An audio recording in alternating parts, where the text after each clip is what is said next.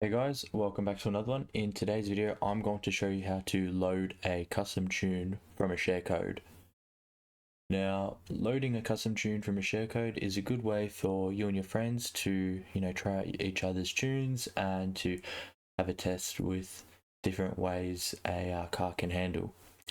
Now, once you're in the tune menu, all you need to simply do is hit your share button to open the setup manager and then select load setup. Now, once you're in this menu, hit the share button again to open the search menu, and within here you could search for specific tunes, or if you go down to the share code and you select it, it will give you a text box, and this is where you can enter your friends or somebody else's share code. Once you're happy with that, you can simply confirm it,